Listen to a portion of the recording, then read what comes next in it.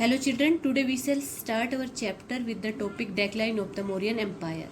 मौर्य साम्राज्य का पतन, यानी मौर्य साम्राज्य ने किस प्रकार धीरे धीरे अपनी शक्तियों को खो दिया, कैसे वो कमजोर होता गया. Let's start. The decline of Mauryan Empire started after the death of Ashoka in 232 BCE. Maurya साम्राज्य का पतन अशोक की मृत्यु 232 में हुई थी, उसके बाद शुरू हो गया था. It is said that Ashoka's military policy of not waging any war was perhaps the main reason for the decline of his empire. ऐसा कहा जाता है कि अशोक की सैन्य नीति की युद्ध न करना, किसी के साथ वो लड़ाई नहीं करेगा, युद्ध नहीं करेगा, यही उसके साम्राज्य के पतन का मुख्य कारण बना. Brihadratha was the last ruler of the Mauryan dynasty. Brihadratha Maurya वंश का अंतिम शासक था. He was killed by his commander in chief. वह उसी के मुख्य सेनापति द्वारा मारा गया था.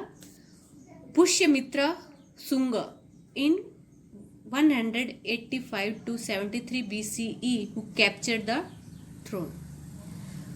पुष्यमित्र शुंग ने 185 से लेकर 73 BCE तक सिंहासन पर कब्जा रखा. He founded a new dynasty called Shunga's dynasty and was succeeded by Agnimitra 147 to 139 BCE. Pushyamitra Shunga ने एक नए वंश की स्थापना की, शुंग वंश की, और फिर शुंग वंश पर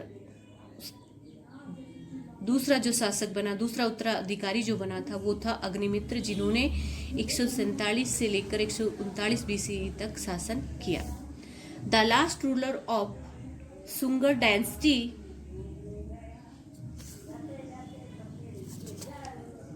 Devabhuti was killed by Vasudeva who established Kanva dynasty in 72 BCE.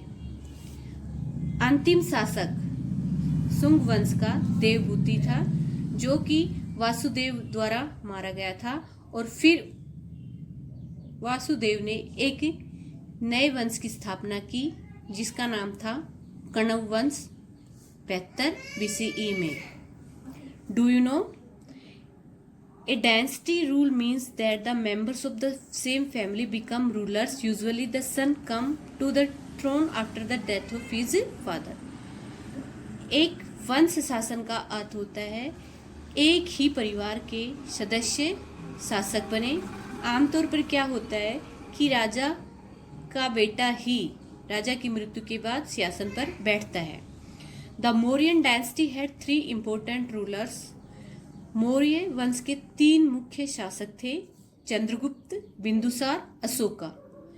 Chandragupta, Bindusara और अशोका मौर्य वंश के सबसे ताकतवर और महत्वपूर्ण राजा थे. तो ये था हमारा 13 चैप्टर. Thank you.